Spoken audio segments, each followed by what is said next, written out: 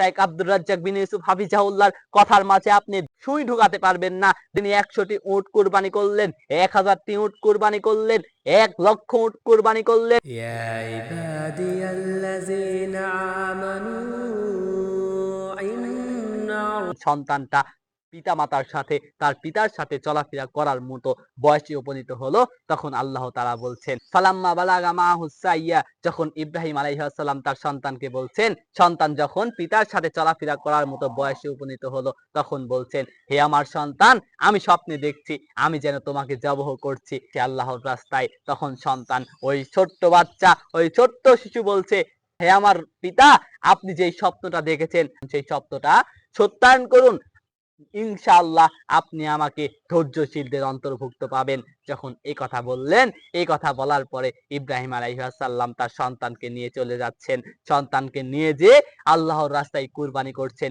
ঠিক এমন সময় আল্লাহ তাআলা ডাক দিয়ে বলছেন, হে ইব্রাহিম, তুমি তোমার স্বপ্নকে সত্যায়ন করেছো, তুমি তোমার স্বপ্নকে বাস্তবায়ন করেছো, সুতরাং তোমার সন্তানকে আমি কুরবানি করতে চাই নাই, আমি চেয়েছি তোমার ইমানি বল, তোমার আল্লাহর প্রতি ভালোবাসা বেশি না তোমার সন্তানের প্রতি ভালোবাসা বেশি, এটাই দেখতে চেয়েছি, এটাই হচ্ছে পরীক্ষা।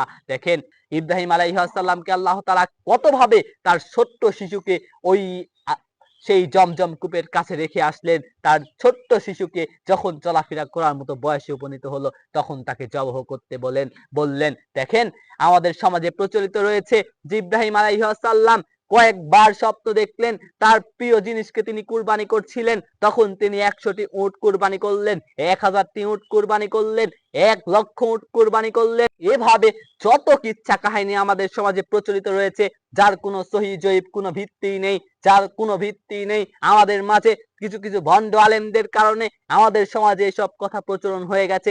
এরপরে আরো কিছু প্রচলিত রয়েছে, সেটা হচ্ছে ইব্রাহিম আলাইহিস সালাম যখন সন্তানকে বেঁধে শুয়ে ফেললেন, বাঁধলেন, এসব সব মিথ্যা কথা, যার কোনো ভিত্তি নেই। এরপরে আরো কিছু কথা রয়েছে যে ছুরি কাটছিল না, কতবার ঘষে তাও ছুরি কাটে না, এরপরে রাগান্বিত হয়ে ছুরি ফেলে দিল, ছুঁড়ে মারলো, তখন পাথর কেটে চলে গেল।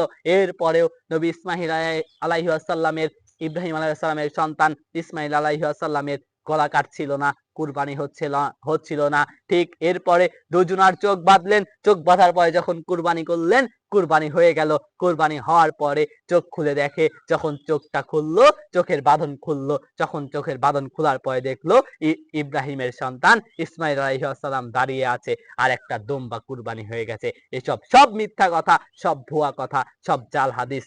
সুতরাং এসব ভুলভাল মিথ্যা কিচ্ছা কাহিনী থেকে আমাদেরকে দূরে থাকতে হবে। বিশেষ করে আপনি শাইখ আব্দুর রাজ্জাক বিন ইউসুফের আলোচনা শুনবেন, দেখবেন একটা জুমার খুতবায় কি সুন্দরভাবে স্পষ্টভাবে ইব্রাহিম আলাইহিস সালামের ইতিহাস এবং হাবিল কাবিলের ইতিহাস কত সুন্দরভাবে আমাদের মাঝে উপস্থাপন করেছেন। দেখেন আপনার কোনো কিছু আর শুনতে হবে না, এরপরে আপনি সূরা সফফাত দেখবেন, অথবা আপনি সহিহ বুখারীর ইবনে আব্বাসের হাদিসটা দেখবেন আপনি স্পষ্ট হয়ে গেছেন।